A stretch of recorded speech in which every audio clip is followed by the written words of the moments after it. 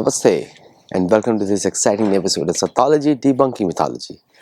This is the Gurukul. If you're in San Diego or LA, you can join us on weekends here. So,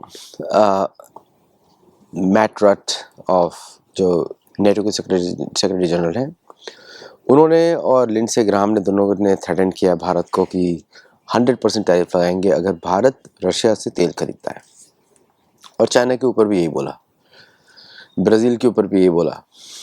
अभी ये और Lavrov का statement आया कि जो हमारे बिजनेस डील्स हैं, जो हमारे अरेंजमेंट्स हैं, एग्रीमेंट्स हैं, that will guide the relationship with these countries. Very clear, ऐसे ही बात होनी चाहिए बिकॉज इंडिया के एग्रीमेंट्स हैं रशिया के साथ and that will be worked accordingly.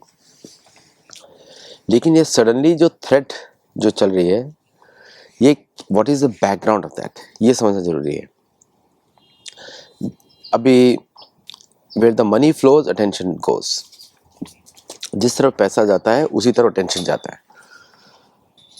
अभी ये स्टेटमेंट आया है जापानीज बॉन्ड यील्ड मार्केट्स का कि देयर द बॉन्ड का जो यील्ड्स है that is increasing 3.69% for 30 years का जो लोन है, and 3.15 for I think 3.69 for 20 year and 3.15 for 30 years।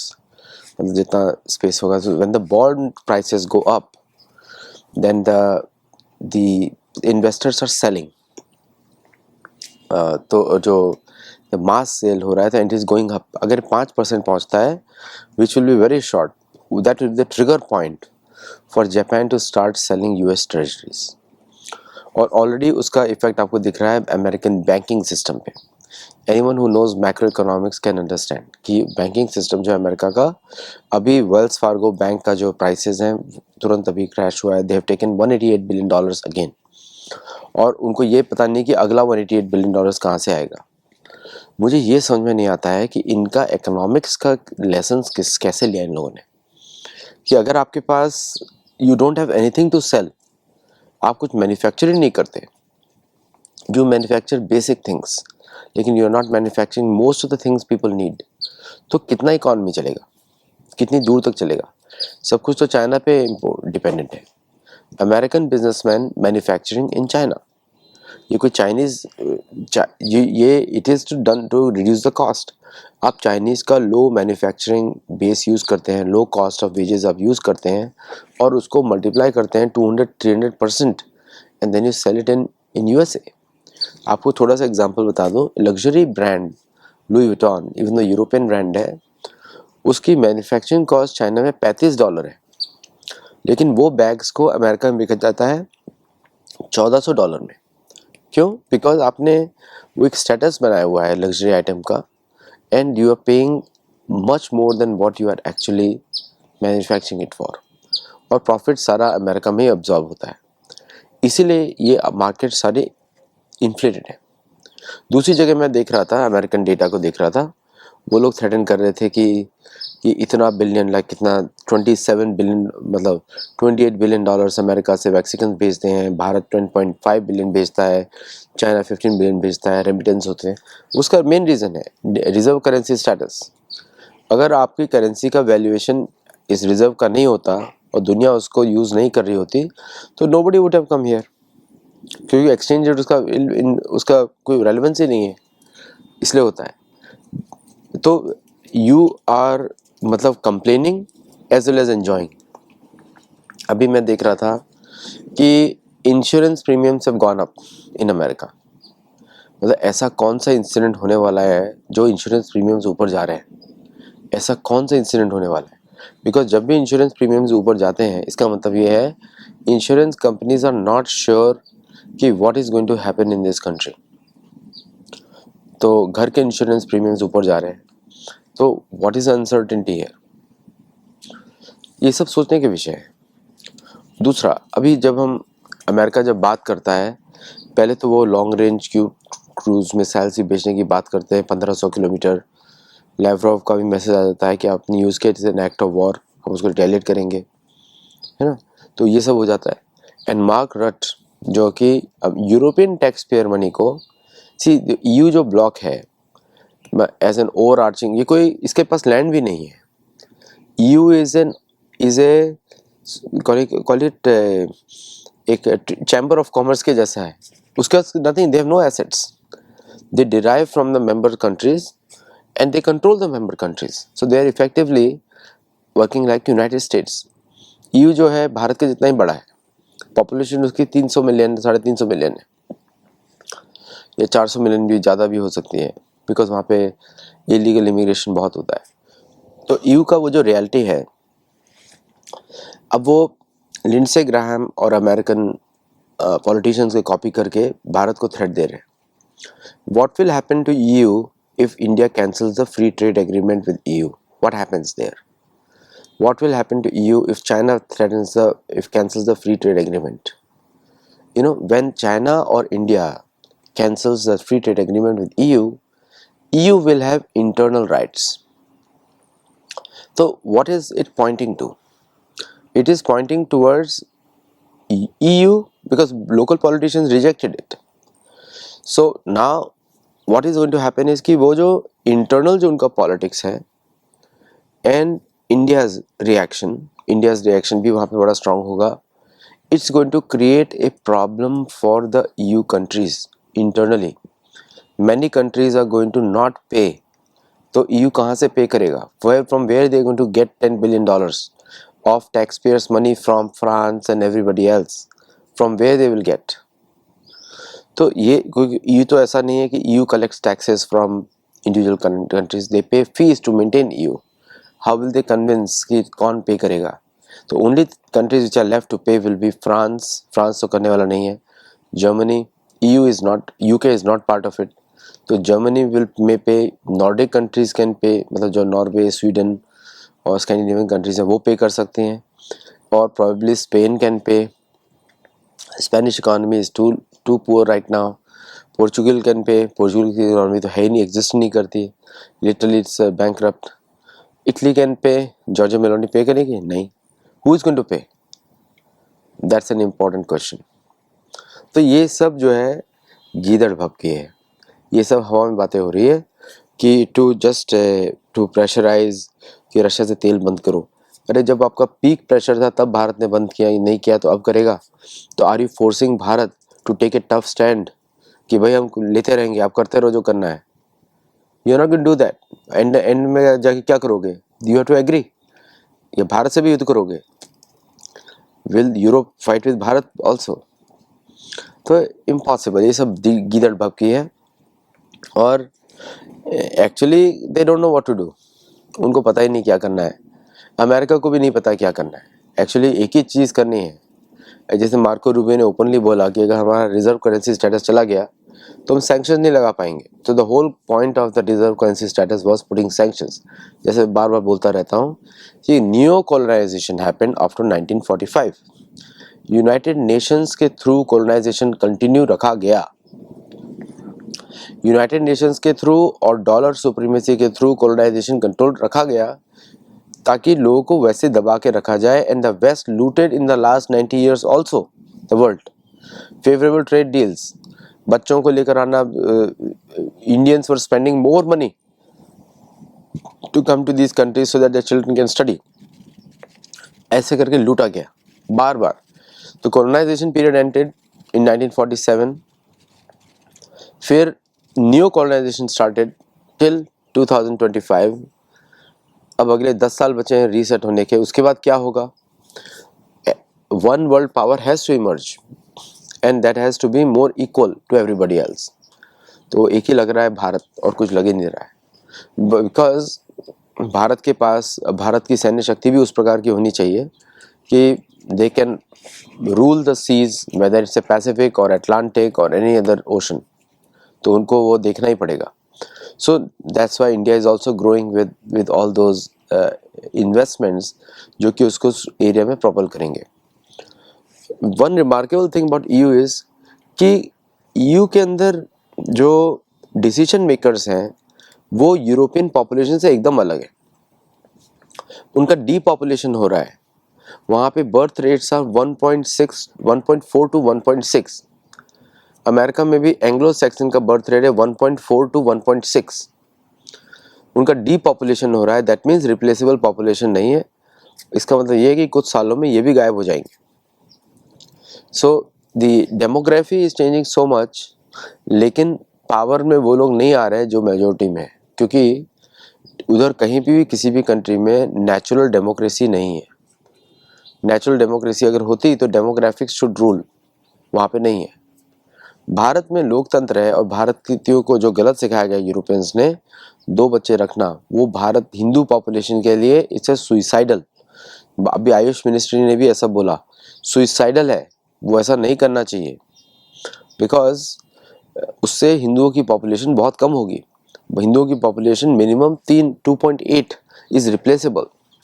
तो एटलीस्ट 3 बच्चे होंगे तो इट कैन सस्टेन, नहीं तो वो गायब हो जाएगा। तो आई थिंक उसमें सुबुद्धि आएगी। बहुत सारे लोग, मेरे जैसे लोग बात कर रहे हैं इसके ऊपर, क्योंकि हमारी परंपराओं में बच्चों को बोझ नहीं माना जाता, बच्चों को वरदान माना जाता है। उन बच्चों के माध्यम से आप सनातन धर्म को आगे बढ़ाते हैं। तो ये जो बताया जाता है कि हम लोग को कौन मेंटेन करेगा, कौन देगा, भाई आप प्रोवाइडर नहीं है, प्रोवाइडर मेंटेनर कुछ और है, सबको उनका नाम मालूम है। मेंटेनर कौन है, कोई और है, लेकिन आपको मेहनत करनी है तो वो तो करनी है। अगर हम लोग के परिवारों को देखें जहाँ पे हम लोग का जन्म हुआ, वहाँ पे कितने बच्चे थे, सबके भाई बहन थे, चाचा ताऊ मामा, छोटे मामा, बड़े मामा, चलता था हमारे साथ। फिर भी हम लोग हैं ना यहाँ पर, हम लोग बड़े हुए उस परिवार में। तो इस तरह बड़ा परिवार सुखी परिवार, छोटा परिवार दुखी परिवार, क्योंकि उसमें हमेशा लड़ते ही रहेंगे। उसमें आपको दान करना नहीं आएगा, एडजस्टमेंट करना नहीं आएगा किसी के साथ फैमिली में। यूरोप में इस तरह की प्रॉब्लम चल रही हैं। यूरोप में हर व्यक्ति अपना अकेले ही रहना चाहता है। और यूरोप में जो, और अमेरिका में भी जो न्यूक्लियर सिंगल फैमिलीज हैं, पड़ोसियों से ही बात नहीं करते, क्योंकि उन्होंने देना सीखा नहीं, तो किसी को रिसीव करना भी नहीं सीखा, किसी को देना भी नहीं सीखा, कुछ लेना भी नहीं आता। लेना सभी चाहते हैं, लेकिन तो मीन्स तो एक्सचेंज तो हो नहीं रहा है। एक्सचेंज तो ख़त्म हो जाएगा तो समाज ख़त्म हो जाएगा। तो एग्जैक्टली सेम हो रहा है यूरोप में, कि each European is on its own. और जो भीड़ आ रही है वहाँ से, दूसरे देशों से, वो आ रही है संगठित भीड़ है। वो अपने हिसाब से काम कर रहे हैं। उनके 20 बच्चे हैं, 20 का फैमिली है, 30 का फैमिली है, तो ओवर पावर कर ही देगा यूरोप को। तो यूरोप में तो नेट गवरी भी छाने ही वाली है। तो मैं चाहता हूँ यूरोपियंस को प्लीज़ 100% टैक्स लगाइए, और मेरा तो ये है कि आप सैंक्शन करिए 200%। अगर उससे ही मूल्य ना बढ़े तो 1000% करिए इंडिया और चाइना को, तो बड़ा मजा आएगा। अच्छा, ट्रम्प ने 50 दिन का डेडलाइन दिया है, 50 दिन स्टार्टिंग यस्टरडे। 50वें दिन एग्जैक्टली शी और पुतिन की मीटिंग हो रही है, एग्जैक्टली 50th डे। और रशिया ने अभी काउंटर वार्निंग दिया है कि दे विल स्ट्राइक बैक। मतलब मेनलैंड की बात हो रही है, यूएस मेनलैंड की बात हो रही है, और यूरोपियन सिटीज़ की बात हो रही है। मतलब अब क्या होने वाला है कि यूरोपियन जो लोग हैं are going to rebel against the European governments, कि भाई हमको ये वॉर नहीं चाहिए, भाई हम लोग क्यों ये तुम्हें घुसना है। और सबसे पहले चिकन आउट होगा जर्मनी, फिर होगा फ्रांस। अभी सब बातें कर रहे हैं, फ्रांस को अगर आप कुछ बेच देंगे, अगर फ्रांस के रफेल्स बिक जाएंगे यूक्रेन में, तो France will be on board. लेकिन नहीं, यहाँ पे जाएंगे प्लेन्स F-16 और अमेरिकन टोमाहॉक मिसाइल्स जाएंगी, और अलग इक्विपमेंट जो भी हैं अमेरिकन हैं वो जाएंगे। और रशिया तो प्रैक्टिस मैच खेलता रहेगा, उसको आदत हो गई है अभी अमेरिकन वेपन्स की। America is practice well against all western systems.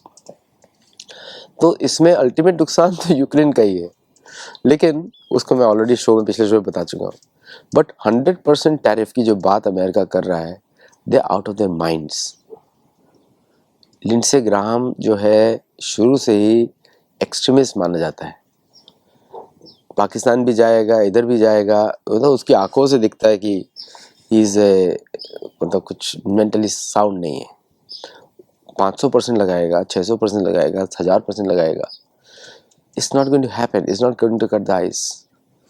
अभी ओनली चारा अमेरिकन के पास बचा है, डीवैल्यू द डॉलर, और कोई बचा नहीं है। मतलब डॉलर की रेट्स कम करो, एक्सपोर्ट्स को इंक्रीज करो, ताकि लोग एक्सपोर्ट तो कर सके। अमेरिकन बैंक्स डॉलर्स नहीं बेच रहे हैं, सॉरी द एक्सपोर्टर्स जो है वो डॉलर्स नहीं खरीद रहे हैं, अमेरिकन एक्सपोर्टर्स वो बाकी करेंसीज खरीद रहे हैं क्योंकि बाकी जगह पे डील्स नहीं हो रही हैं। और right as we are speaking China और इजिप्ट का डील साइन हो गया फॉर सिप्स, वो चाइनीज प्रोसेसिंग सिस्टम CIPS, उसका डील साइन हो गया। तो इजिप्ट और चाइना तो रुपी और इजिप्शियन एंड चाइनीज करेंसी में डील कर रहे हैं। मोस्ट प्रोबेबली भारत और ब्राज़ील भी rupee and Brazilian currency real पे उस पर करेंगे, फोकस करेंगे। So this deals are happening, irreversible है ये। With you nobody is rejecting dollar, nobody in the world is rejecting dollar, लेकिन डॉलर की ट्रेड होगी विद US। अगर आपकी US से ट्रेड हो रही है तो डॉलर में होगी। So nobody is rejecting dollar, लेकिन why should other countries buy dollar when they trading with other countries? I am not in favour of, मैं तो मेरा तो I am in favour of American goods being sold, लेकिन आप इस तरह का आप लोकल लोगों को आप कैसे ट्रीट कर रहे हैं? And so all these things are happening here. Now one interesting development जो एक और जो हो रही है वो हो रही है कि इंजन्स का फाइनल डिलीवरी जी का शुरू हुआ भारत में। एक इंजन और डिलीवर किया तो 12 Tejas Mk1A fighters will be at the end of this year, ऐसा बोला जा रहा है। और through by next year will be 24। तो इंजन्स में कहीं पे धक्का लगाया है राजनाथ सिंह जी ने।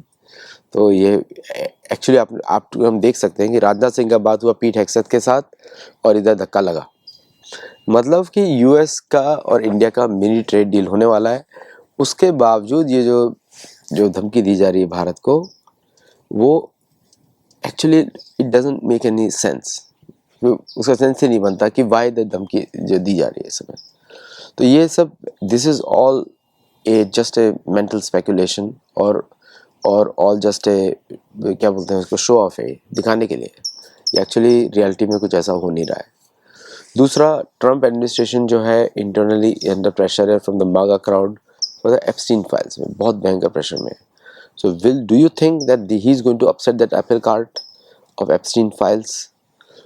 तो उसमें वो पैम बॉन्डी का आप देख ही सकते हैं, सारे इंटरव्यूज देख सकते हैं, सबका चेहरा उतरा हुआ है क्योंकि जिसके लिए वोट मांग के गए थे अब उसी पे उनको पूछा जा रहा है। तो सेम क्राउड इज अनहैप्पी।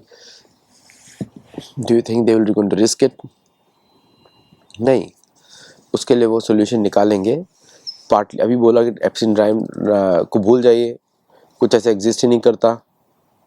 अब बोल रहे हैं कि कुछ है, कुछ एग्जिस्ट करता है।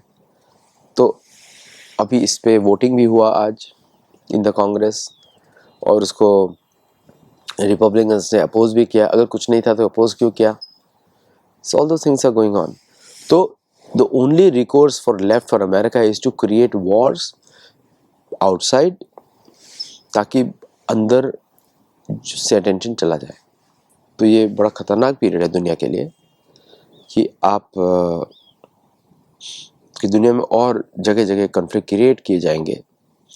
और भारत ने जो SCO कॉन्फ्रेंस की लीडरशिप पे फॉरेन मिनिस्टर की मीटिंग में जब एस जयशंकर जी गए, शी जिनपिंग से मिले, शी जिनपिंग जी हेल्दी हैं, उनसे मिले वो, और उन्होंने एक तरीके से भारत का पक्ष रखा कि we want friendship with China but we want China to stop all the games. ये जो सिंगल इंसिडेंट है रैटल्स द वेस्ट। कभी चाहता ही नहीं है वेस्ट कि इंडिया और चाइना की दोस्ती हो। इंडिया और रशिया की दोस्ती तो तोड़ नहीं सकता वेस्ट। इंडिया चाइना भी अगर मिल गए तो Asia goes out of there reach. Imagine करिए कि हम पुराने नक्शों में चले गए, वह चीन और भारत के बीच में एक धार्मिक कनेक्शन है, तो कहाँ पे कोई देश रुक पाएगा? शुरू से महाभारत कालीन है, तो कहाँ पे कोई देश रुक पाएगा? तो ये जो हिस्टोरिकल डॉन है कि अब Europe should manage Europe, America should manage America and let the world live, है ना? एंड तो ये जो मंत्र है, let the world live, and if the world lives then Americans will be happy. थोड़ा सा ईगो कम करना पड़ेगा सबका, एजुकेशन पॉलिसीज चेंज करनी पड़ेंगी, otherwise this thing is going to continue. जो इस पुराना माइंडसेट था, we are the conquerors, we are the winners, this land is ours, नहीं, नेटिव अमेरिकन मांग रहे हैं कि भाई अब निकल जाओ यहाँ से, आप यूरोप से आए थे, गेट बैक, ये बोल रहे हैं। तो things are going to change fast. Meanwhile जो आज का टॉपिक था 100% टैक्स ऑन चाइना और India, India says bring it on, दिखा दो भाई, ब्रिंग इट ऑन। सो मैं यहीं पे एंड करूँगा। नमस्ते, thank you, and do like our shows and subscribe to our channel, do support us for literature festivals, and also do support us, join our Gurukul every day, 7 days a week, and expand your knowledge horizon. Namaste and Jai Jagannath.